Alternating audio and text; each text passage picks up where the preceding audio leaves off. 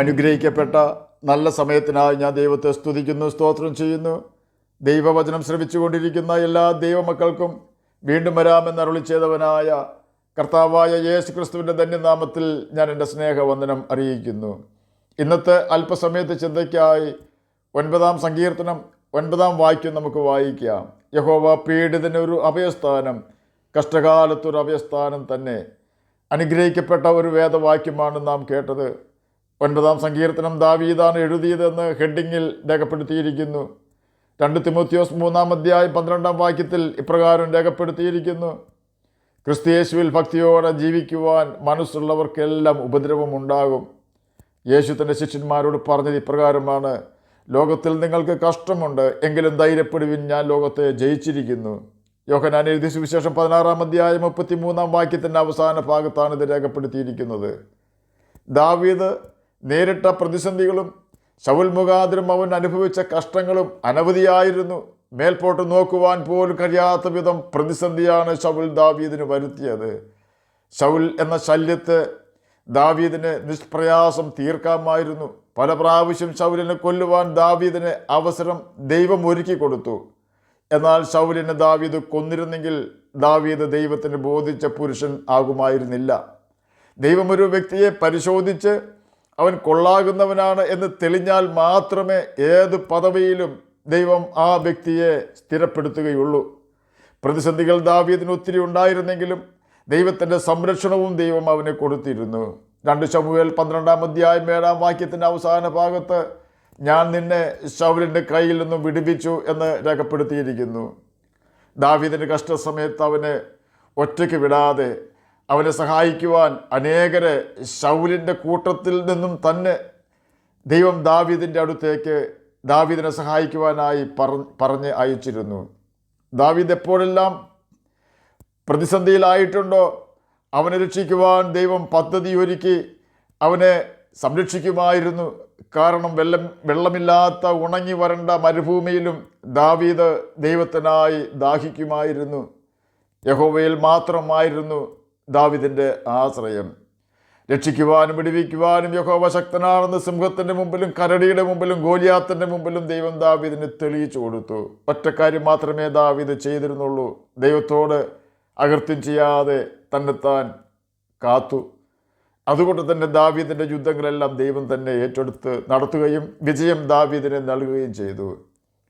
എന്നെ കേൾക്കുന്ന പ്രിയ ദൈവമകനെ, ദൈവമകളെ, ഒരു പക്ഷേ ദാവീദ് അനുഭവിച്ച പ്രതികൂലങ്ങളോ പ്രശ്നങ്ങളോ നാം ആരും അനുഭവിക്കുന്നുണ്ടാവുകയില്ല.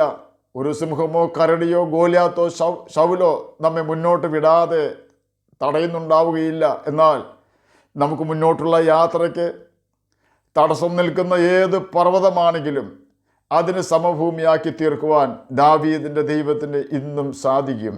നാം ഒരു കാര്യം ചെയ്താൽ മാത്രം മതിയാകും. നമുക്ക് സഹായം തരുന്നവനും നമ്മുടെ വഴി കുറവ് തീർത്തു തരുന്നവനും നമുക്ക് വേണ്ടി കരുതുന്നവനുമായ കർത്താവിനെ നമ്മുടെ യുദ്ധങ്ങൾ ഏൽപ്പിച്ച് അവനായി കാത്തിരുന്നാൽ മതി. ജയം നേടിത്തന്നുകൊണ്ട് നമ്മെ എതിരേൽക്കുന്നവനായൊരു നല്ല കർത്താവ് ഇന്നും നമുക്ക് വേണ്ടി ജീവിക്കുന്നു. യേശു പറഞ്ഞു, ഞാൻ ജീവിക്കുന്നത് കൊണ്ട് നിങ്ങളും ജീവിക്കും. ഞാൻ കഷ്ടത്തെ ജയിച്ചതുകൊണ്ട് നിങ്ങളും കഷ്ടത്തെ ജയിക്കും. ഇത് യേശുവിൻ്റെ വാക്തത്വമാണ്.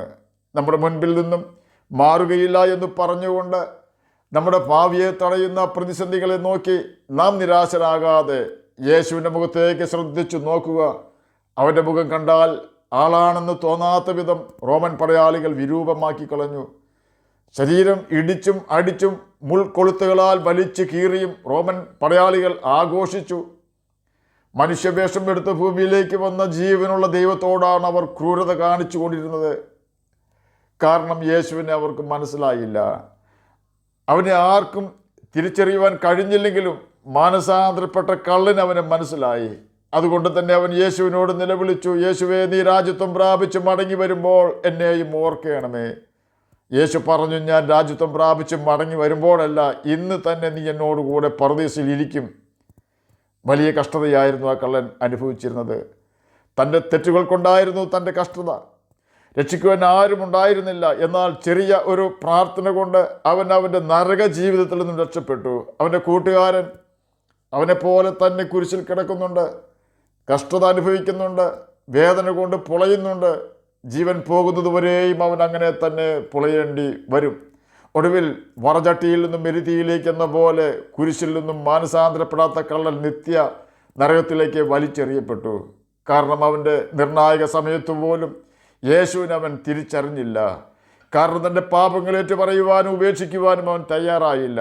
അതുകൊണ്ട് തന്നെ അവൻ്റെ നിത്യ യാതനാ സ്ഥലത്ത് കഴിക്കേണ്ടി വന്നു. അവനും റോമ പട്ടാളക്കാരാൽ പീഡിപ്പിക്കപ്പെട്ടു.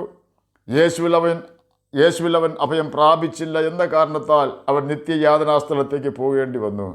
മാനസാന്തരപ്പെട്ടവൻ ഒരു വാക്കുകൊണ്ട് നരകവിധിയിൽ നിന്നും രക്ഷപ്പെട്ടു. എന്നെ കേൾക്കുന്ന പ്രിയ ദൈവമകനെ, ദൈവമകളെ, നമുക്ക് മുമ്പിൽ വെച്ചിരിക്കുന്ന ഓട്ടം സ്ഥിരതയോടെ ഓടുമ്പോൾ അനേക പ്രതിസന്ധികളും കഷ്ടങ്ങളും ജീവിതത്തിൽ ദാവീദ് നേരിട്ടതുപോലെ വന്നേക്കാം.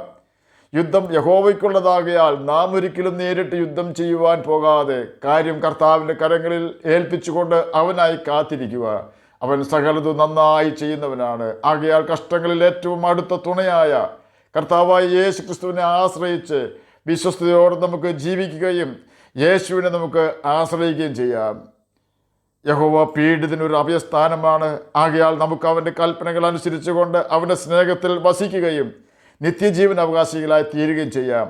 കർത്താവ് അതിനെ നമ്മെ സഹായിക്കട്ടെ എന്ന് പ്രാർത്ഥിച്ചുകൊണ്ട് ഞാൻ എൻ്റെ വാക്കുകളിൽ നിന്ന് വിരമിക്കുന്നു. നമുക്ക് പ്രാർത്ഥിക്കാം. ഞങ്ങളെ സ്നേഹിക്കുന്ന സ്വർഗീയ പിതാവേ, നല്ല വചനത്തിനായി അങ്ങയെ സ്തുതിക്കുന്നു, സ്തോത്രം ചെയ്യുന്നു.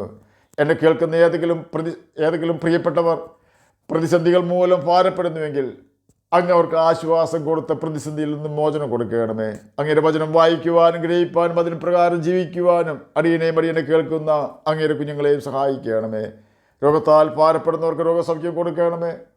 വാർദ്ധക്യത്തിലായിരിക്കുന്ന പ്രിയപ്പെട്ടവർക്ക് സമാധാനവും പ്രത്യാശയും വർദ്ധിപ്പിച്ചു കൊടുക്കണമേ. ജഡത്തിൽ കഷ്ടത അനുഭവിപ്പാൻ ഇടവരാതെ അവരെ സഹായിക്കണമേ. പഠിക്കുന്ന കുഞ്ഞുങ്ങൾക്ക് പഠിക്കുവാനുള്ള ബുദ്ധിയും ജ്ഞാനവും ഓർമ്മശക്തിയും കൊടുക്കണമേ. പ്രാർത്ഥന കേട്ടതിനായി സ്തോത്രം. യേശുവിൻ്റെ നാമത്തിൽ തന്നെ ആമേൻ. കർത്താവ് എല്ലാവരെയും അനുഗ്രഹിക്കട്ടെ.